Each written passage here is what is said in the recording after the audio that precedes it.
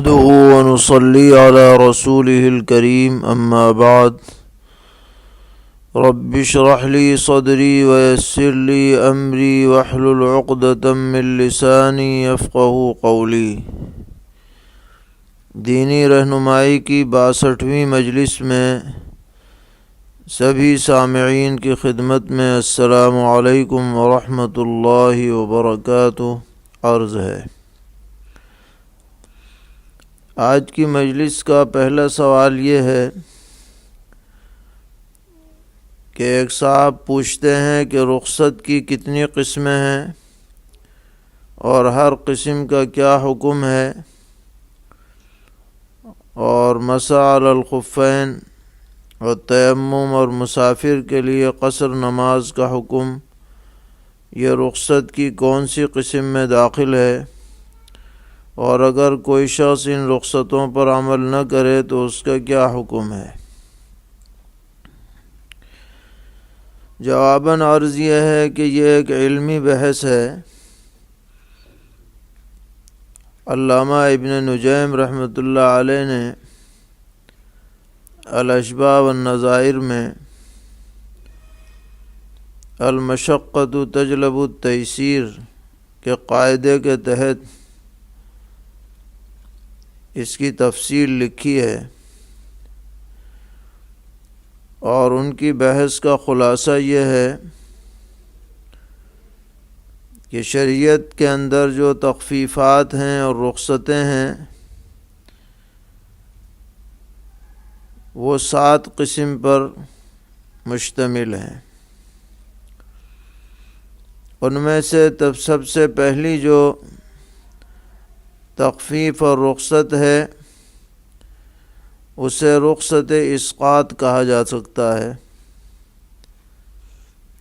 یعنی بعض اعذار کی بنا پر عبادات کا حکم ذمے سے ساقط ہو جانا۔ جیسے عام حالات میں خواتین پر بھی 5 وقتہ نماز فرض ہے، لیکن خاص ایام میں جو ان کی فطری ایک ترتیب ہے، ان ایام ناپاکی کے اندر اللہ تعالیٰ کی طرف سے نمازوں کا حکم ان سے ساقط کر دیا گیا ہے۔ لہذا ناپاکی کے زمانے میں خواتین کے لیے نماز پڑھنا نہ صرف یہ کہ معاف ہے بلکہ پڑھنا جائز ہی نہیں ہے۔ اگر کوئی عورت ناپاکی کے زمانے میں نماز پڑھے گی تو وہ گنہگار ہوگی۔ تو یہ رخصت اسقاط ہے۔ دوسرے نمبر پر حضرت نے فرمایا کہ رخصت تنقیس۔ تنقیس کا مطلب یہ کہ حکم کے اندر عام حالات کے اعتبار سے نصف کر دیا جائے۔ مثلا نماز عام حالات میں ظہر، عصر، عشاء 4 رکعت پڑھی جاتی ہیں، اور سفر کی حالت میں انہیں 2 پڑھنے کا حکم ہے۔ تو اس میں بھی حضرات احناف کے نزدیک جو شخص مسافر ہو اس کے لیے بالقصد 4 پڑھنا درست نہیں ہے، اس پر لازم ہے کہ وہ 2 ہی رکعت نماز ادا کرے، 2 ہی رکعت اس کے ذمہ فرض رہ جاتی ہیں۔ تیسرے نمبر پر حضرت نے فرمایا کہ رخصت ابدال ہے، یعنی کسی عذر کی وجہ سے مشکل عمل کے بجائے آسان عمل بدل کر کے رکھ دیا جاتا ہے۔ اس کی مثال ایسی ہے جیسے پانی دستیاب نہ ہو یا بیماری ہو تو تیمم کر لیا جائے، تبدیلی ہو گئی۔ نماز اگر فرض بیٹھ کے کھڑے ہو کے نہ پڑھ سکے تو بیٹھ کے پڑھ لے، بیٹھ کے نہ پڑھ سکے تو اشارے سے پڑھ لے۔ اسی طرح خفین پہننے کے بعد مسح کر لے، بجائے غسل کے دھونے کے مسح کا حکم ہے۔ اگر زخم پر پٹی بندھی ہوئی ہے تو اوپر سے مسح کر لیا جائے، تو یہاں تبدیلی ہو گئی کہ دھونے کے حکم کے بجائے مسح کا حکم ہو جاتا ہے۔ اسی طریقے پر چوتھے نمبر پر فرمایا رخصت تقدیم ہے۔ اس کی مثال پیش کی ہے، جیسے حاجی حضرات میدان عرفات میں حسب شرائط امام کے ساتھ ظہر ہی کے وقت میں عصر کی نماز بھی ادا کر لیتے ہیں۔ حضرت امام ابو حنیفہ رحمۃ اللہ علیہ نے فرمایا کہ یہ اس لیے ہے تاکہ دوبارہ جماعت کے لیے جمع ہونے میں دشواری نہ ہو کہ اتنا لاکھوں کا مجمع دوبارہ کیسے اکٹھے ہوں گے، لہذا ایک ہی مرتبہ میں دونوں نمازیں پڑھا دی جائیں۔ اس عذر کی وجہ سے اس کو رخصت تقدیم سے تعبیر کیا ہے۔ اور پانچویں نمبر پر رخصت تاخیر ہے، جیسے مزدلفے کے اندر مغرب کی نماز عشاء کے وقت میں پڑھنے کا حکم ہے حاجی کے لیے۔ وہ اگر مغرب کے وقت میں مغرب پڑھے گا تو درست نہیں ہوگی، عشاء کے وقت میں مغرب کی نماز عشاء کے ساتھ ملا کے پڑھنی ہے، تو یہ رخصت تاخیر ہے۔ چھٹے نمبر پر فرمایا کہ رخصت ترخیص ہے، یعنی سہولت دے دی گئی ہے اور چشم پوشی کی گئی ہے۔ مثلا پانی کے بجائے ڈھیلے سے اگر آدمی استنجا کرے تو اگرچہ کچھ اجزاء نجاست کے رہ بھی سکتے ہیں، لیکن اسے معاف شمار کیا گیا ہے ضرورت کے وقت میں۔ اور ساتویں نمبر پر ہے رخصت تغییر، یعنی ترتیب بالکل بدل دی گئی عذر کی بنیاد پر۔ اس کی مثال ایسی ہے جیسے کہ نماز خوف، کہ نماز خوف کے جو طریقے احادیث شریفہ میں وارد ہیں وہ عام حالات کی نمازوں سے ذرا بدلے ہوئے ہیں۔ اس میں چلت پھرت بھی ہوتی ہے، اس میں چہرہ اور سینہ قبلے سے پھرتا بھی ہے وغیرہ، تو یہ بھی عذر کی بنیاد پر اس کی اجازت دے دی گئی ہے۔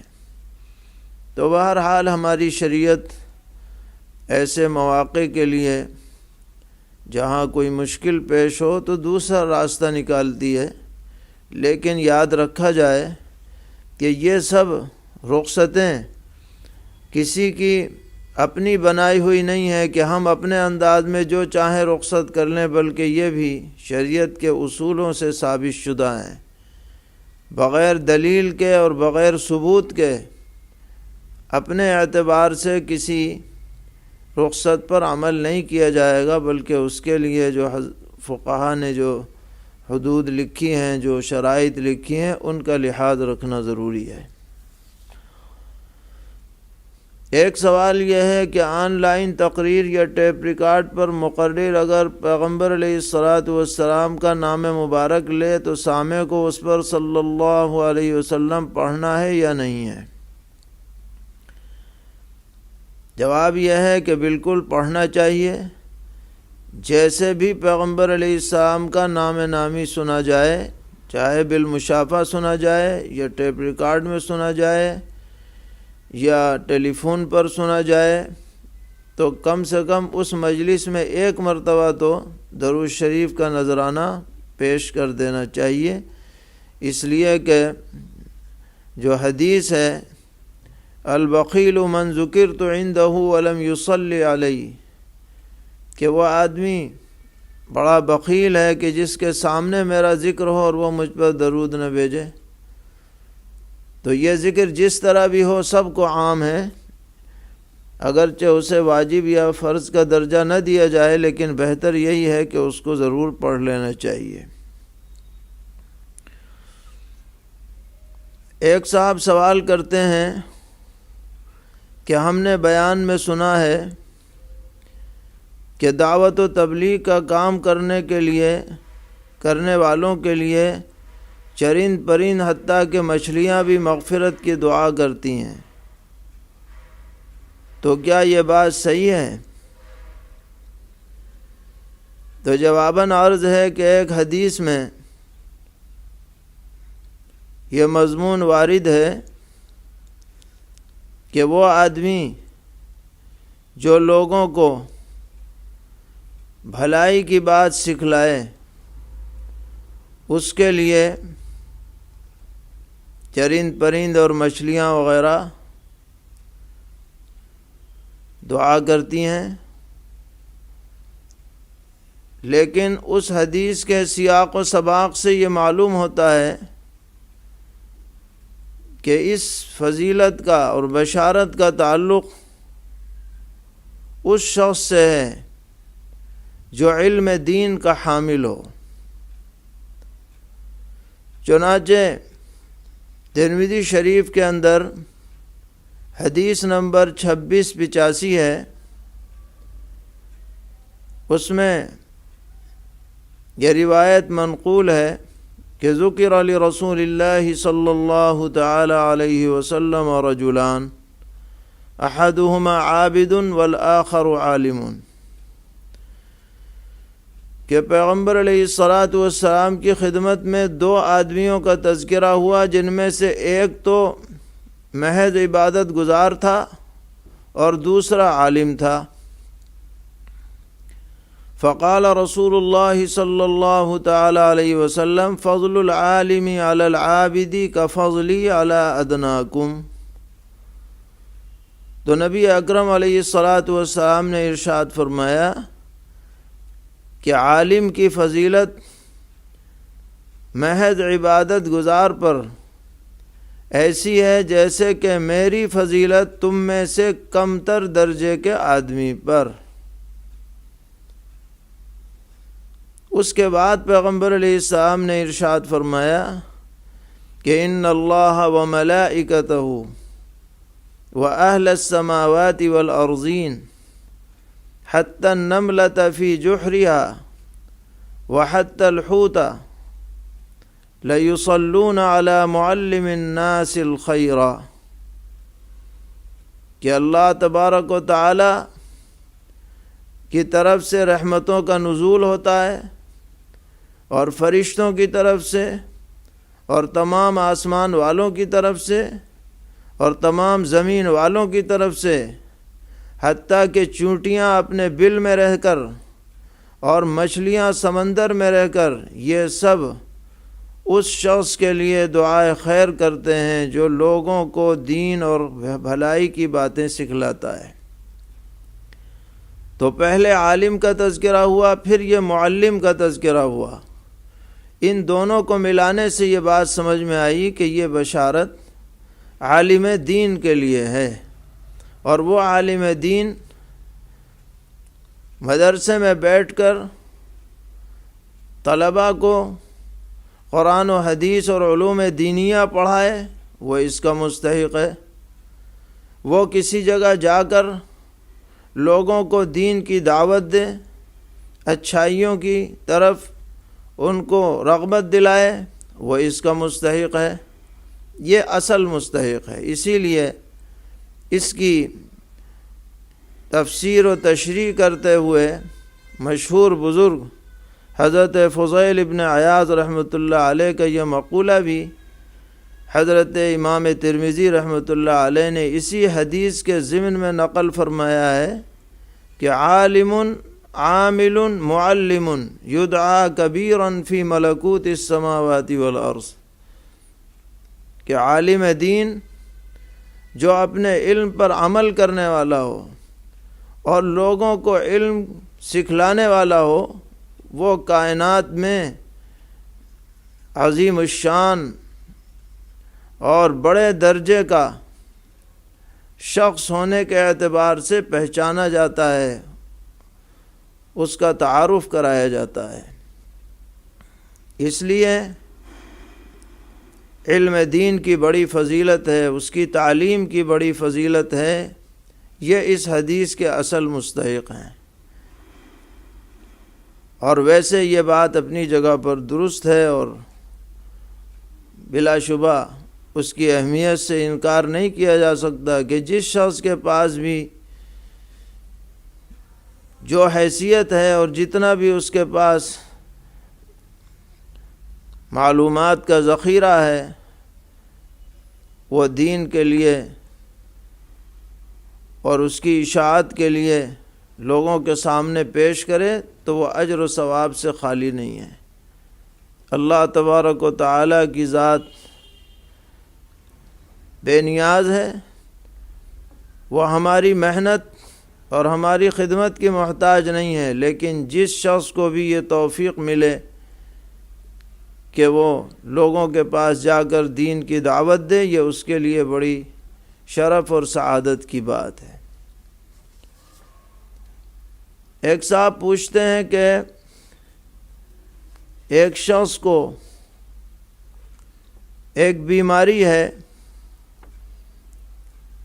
اور وہ ایسی بیماری ہے کہ بدن اور سر پر پانی ڈالنے سے شدید بے چینی اور خوف طاری ہو جاتا ہے، تو کیا اس سے فریضہ غسل ساقط ہو جائے گا؟ اور وضو اور تیمم غسل کی جگہ کافی ہے یا نہیں؟ تو یہ ایک شاذ و نادر پیش آنے والی بیماری ہے۔ اگر کوئی شخص واقعتاً شدید بے چینی اور پریشانی میں مبتلا ہو جاتا ہو تو اس کے لیے حسب ضابطہ تیمم کی اجازت ہوگی۔ ابھی چند دن پہلے ہمارے ہاں بھی ایک ایسا شخص ہمیں ملا کہ 24 گھنٹے میں اگر ایک مرتبہ بھی اس کے بدن پر پانی لگ جائے تو 24 گھنٹے تک اس کے بدن کے اندر سے مسلسل پسینہ نکلتا رہتا ہے، اور اندر کے کپڑے سب بھیگ جاتے ہیں، اور اس وقت سردی کے زمانے میں کپ کپاہٹ طاری ہو جاتی ہے۔ اس آدمی نے خود مجھے دکھلایا کہ اس کی ہتھیلی تک میں پسینہ تھا اور کپڑے بھی گیلے، کہ پانی ڈالا ہے کہ نہیں خود بخود نکل رہا ہے، اور سخت سردی محسوس ہو رہی ہے۔ اور یہ کہا کہ اگر میں پانی نہ لگاؤں، تیمم کر لوں تو کوئی پریشانی نہیں ہوتی، عافیت سے وقت گزر جاتا ہے۔ تو بہرحال خدا نہ کرے اگر کسی کے ساتھ اس طرح کی سخت بیماری کی شکل ہو کہ گرم پانی سے بھی کام نہ چلے اور دیگر کوئی ذریعہ بھی پانی کے استعمال کا نہ ہو، تو اس کے لیے حسب ضابطہ تیمم کی گنجائش ہوگی۔ ایک صاحب پوچھتے ہیں کہ گھروں کے دیواروں پر جو ٹائلز لگے رہتے ہیں ان پر تیمم کرنا شرعاً درست ہے یا نہیں؟ یہ ٹائل اگر مٹی کے بنے ہوئے ہیں یا زمین سے نکلی ہوئی کسی چیز کے بنے ہوئے ہیں یا پتھر کے بنے ہوئے ہیں، چاہے ان کو مشین سے پیس کر کے اچھے انداز میں بنا دیا گیا ہو اور ان پر کوئی پلاسٹک وغیرہ نہیں چڑھی ہوئی ہے، تو تیمم ان پر درست ہو جائے گا۔ اس پر گرد و غبار ہونا بھی کوئی ضروری نہیں ہے، بس مٹی کی جنس سے ہونا کافی ہے۔ پوچھتے ہیں کہ اگر کسی شخص نے وضو کر کے خفین پہنے اور ابھی وضو ٹوٹا نہیں تھا، پھر ان خفین کو اتار کر دوبارہ پہن لیا، تو وضو باقی رہے گا یا نہیں؟ جی ہاں، اگر وضو ٹوٹنے سے پہلے خفین کو اتار لیا گیا تو وضو نہیں ٹوٹا۔ یاد رکھیے کہ خفین کے وقت کی ابتدا جو 24 گھنٹہ ہے مقیم کے لیے اور 3 دن ہے مسافر کے لیے، اس کی ابتدا اس وقت سے ہوتی ہے جب پہلی مرتبہ کوئی ناقض وضو پیش آ جائے، مثلا ریاء خارج ہو جائے یا پیشاب آدمی کر لے وغیرہ، اس کے بعد سے شروع ہوگا یہ وقت۔ لہذا اس سے پہلے آپ پہنے رہیں یا اتارے رہیں، اس سے کوئی فرق نہیں پڑتا، وضو اس سے ٹوٹتا نہیں ہے۔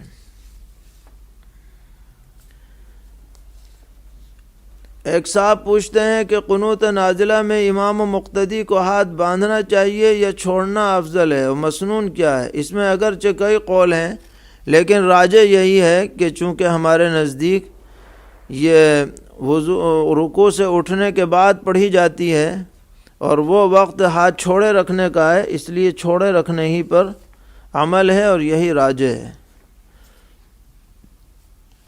پوچھتے ہیں ہماری مسجد میں 7-8 سال کی عمر کے بچے آتے ہیں تو ان کی صف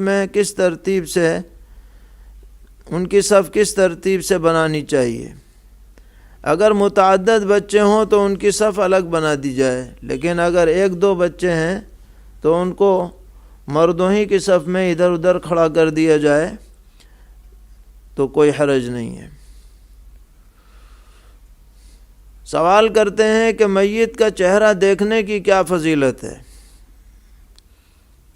تو جواب یہ ہے کہ انتقال کے بعد چہرہ دیکھنے کی کوئی الگ سے فضیلت ثابت نہیں ہے، البتہ دیکھنا جائز ہے۔ نبی اکرم علیہ الصلاۃ والسلام نے بھی بعض صحابہ کے چہرے کو دیکھا ہے وفات کے بعد، لیکن یہ کوئی واجب کے درجے کی چیز نہیں ہے کہ دیکھنا ہی ضروری ہو۔ آسانی سے سہولت سے دیکھا جا سکے تو ٹھیک ہے، نہیں دیکھا گیا تب بھی کوئی حرج نہیں۔ اسی ضمن میں ایک سوال ہے کہ میت کا چہرہ نامحرم کو دیکھنا کیسا ہے؟ یہ بہت اہم سوال ہے اور عام طور پر اس میں بہت کوتاہی پائی جاتی ہے کہ جب کسی مرد کا انتقال ہو جاتا ہے تو آس پاس پڑوس کی تمام عورتیں آ جاتی ہیں اور وہ بھی اس مرد کا دیدار کرتی ہیں، محرم ہو نامحرم ہو سب آ جاتی ہیں۔ اسی طرح کسی عورت کا انتقال ہو جائے تو اس کے بھی زیارت کرانے میں محرم نامحرم کا زیادہ خیال نہیں رکھا جاتا، حالانکہ فقہا لکھتے ہیں کہ جس طریقے پر پردے کا خیال رکھنا زندگی میں ضروری ہے، اسی طرح وفات کے بعد بھی ضروری ہے۔ لہذا کسی مرد کا انتقال ہو جائے تو نامحرم عورت کو اسے نہیں دیکھنا چاہیے، عورت کا انتقال ہو جائے تو نامحرم مرد کو بھی نہیں دیکھنا چاہیے، اس مسئلے کا خاص خیال رکھنا ضروری ہے۔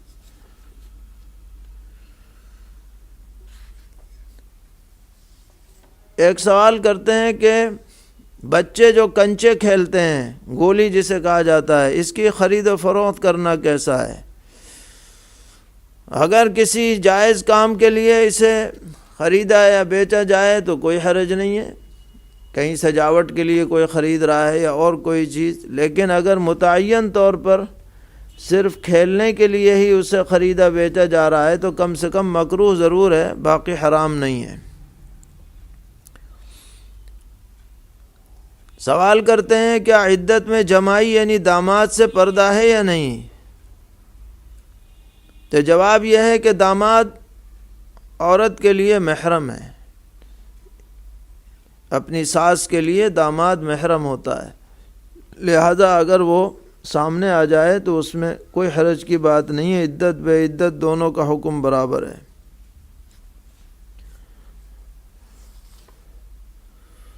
پوچھتے ہیں کیا کسی مملوکہ تالاب سے مچھلی پکڑے بغیر تمام مچھلیوں کو مثلا 10,000 روپے میں بیچنا جائز ہے یا نہیں؟ عام طور پر تالاب سے ہاتھ ڈال کر کے مچھلی نہیں پکڑی جاتی، بلکہ کم سے کم جال ڈالا جاتا ہے، اس سے پکڑی جاتی ہے، لہذا پکڑے بغیر اس تالاب کی مچھلی کو فروخت کرنا یہ جائز نہیں ہے، پکڑنے کے بعد بیچا جائے تو حرج نہیں۔ محض اندازہ لگا کر کے جو صورت آپ نے سوال میں لکھی ہے یہ بیع کی صحیح صورت نہیں ہے۔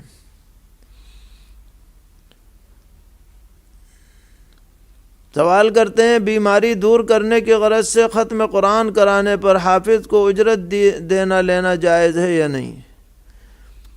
اگر ختم قرآن پر دم کر کے مریض پر دم کر کے اجرت لینے کی بات ہے تو گنجائش ہو سکتی ہے، لیکن محض برکت کے لیے یا ایصال ثواب کے لیے اگر ختم قرآن کرایا جائے گا تو اس کو لینا دینا جائز نہیں ہے۔ پوچھتے ہیں مرغی کا پپوٹا اور کلیجی کھانا کیسا ہے؟ اسی طرح مرغے کا پنجہ کھانا کیسا ہے؟ پنجے کا سوپ پینا کیسا ہے؟ اچھی طرح سے صاف کر کے دھو کر کے ان چیزوں کو کھانے پینے کی سب اجازت ہے، یہ چیزیں ناجائز نہیں ہیں۔ پوچھتے ہیں کہ ڈیو نام کا ایک پرفیوم ہے جس میں الکوہل کی آمیزش ہوتی ہے، تو اسے لگانا درست ہے یا نہیں؟ تو الکوہل اگر کھجور یا انگور کا بنا ہوا نہ ہو اور کسی چیز کا ہو تو اسے اگر خارجی طور پر استعمال کریں گے یعنی خوشبو وغیرہ میں تو اس کے لیے گنجائش ہے، لگا سکتے ہیں، باقی نہ لگائیں تو زیادہ بہتر ہے۔ پوچھتے ہیں کیا خالی کمرے اور خالی مکان میں داخل ہونے پر سلام کرنا چاہیے؟ جی ہاں، بہتر یہی ہے کہ خالی جگہ پر بھی داخل ہوتے وقت سلام کریں، اور فقہاء نے لکھا ہے کہ اس وقت یہ جملہ کہنا بہتر ہے، السلام علینا وعلی عباد اللہ الصالحین۔ یہ جملہ کہہ کر کے کسی خالی جگہ پر جائیں گے تو انشاءاللہ زیادہ بہتر ہوگا۔ اللہ تعالی ہم سب کو دین پر استقامت عطا فرمائے اور ہر طرح کے شرور سے محفوظ فرمائے، عافیت سے نوازے۔ وصلی اللہ تعالی علی خیر خلقہ محمد وآلہ وصحبہ اجمعین برحمتک یا ارحم الراحمین۔